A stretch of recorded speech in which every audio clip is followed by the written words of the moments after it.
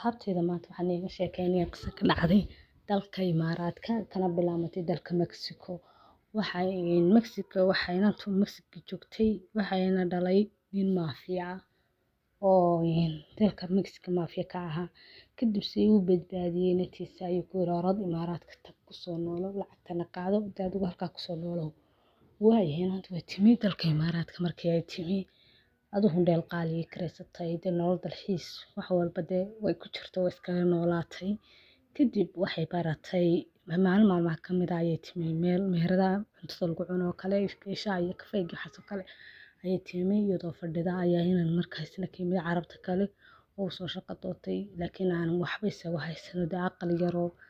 asxaabtiisa kaga soo horeysay la yeelatay la seexdo ku noolaaba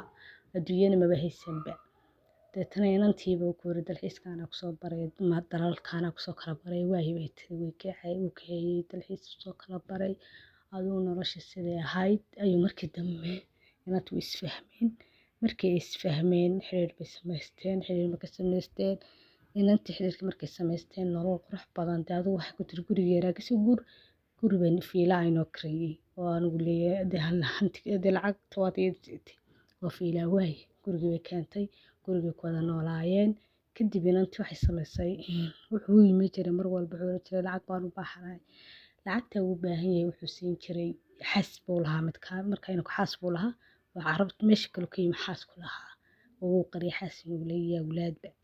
Deetana lacagtu ka qaado wuxuu diri jiray xaaskiisa mar walba wuxuu jiray lacagta waxaan u baahanahay wax soo siistaan shopping amba wax soo siisto ama gaari soo siisto inta $1,000 baan u baahnay way siin jirtay xaaskiisu siin jiray u diri jiray hooyadii sidii isagoo ku wada asxaabtiisuna way ogaayeen isagoo sidii u wada oo inantii nolosheeda mar walba lacag ka gurayo inantiina gurigii ku kireysay fiilaa nolol ku jiro gaari u iibisay oo nolol qurux badan ku jira ayaa maalin maalmaha ka mid ah waxa yimid asxaabtiisa inantii markaasay ku tiri ay ku raadeen meedo inuu ku xas leeyahay oo lacagta ka qaado mar walba xaaskiisa iyo wala hooyadii u diro lacagta. Deetana may bay tiri maan ogeyn waa u yeedhay guriga u yeedhay way ku tiri xasbiyaan leedahay wuxuu yiri may milihi aduu xogaa markay murmeen oo adigu diideen xas leeyahay ay markii dambe yes xaas waan leeyahay xaaskaygan halkan joogay bay ay joogtaa iyo hooyadii la nooshahay lacagtan ka qaadi jiray xaaskaygan u diri jiray waayo because ma shaqaysto markaan imiina adigan kula kulmay anigoon shaqo raadinayo shaqo waayay adaan kula kulmay saas way sheekadu waayayo way qaba ninkii bay ku tiri way soo fadhiiso cuntayda ku siinaya kursiga ku soo fadhiisay cuntay siisay cunto markay siisay kadib way qabatay midi bay gelisay gibigiisa miiskii ku dul dishay midida markay dishay midida ku dhufatay ilaa dhowr jeer ku dhufatay markay dishay markii dambe cuntadii bay soo diyaarisay haddana waxay kursigeeda ku fadhiisay cunta ku diyaarinaya isagoo meeydo kursiga fadhiya miiskii ku fadhiya waayahay miiskii dadna in yar kadib markii miyirkeed ku soo noqday ilaa gabadh xanaaqsan bixday miyirkeed soo noqday ay tiri qaracday askarti ay tiri halkan nin baan dilay kaalay waa loo yimi markii loo yimi waxa la arkay ninkii kursi ku fadhiya sidii nin cunteynaya oo kale waa la qabtay intii jeelka la geeyay markii la geeyay waxa lagu sababta dishay waatan ninkuu khiyaamay wuxuuna lacag ugu guri jiray xasbullah caruur bullah iyo mushkil waayo ama cadeen ku ah asxaabtiisa bay waalir waa run oo inanta saasoo dhan ayuu khiyaamay haddana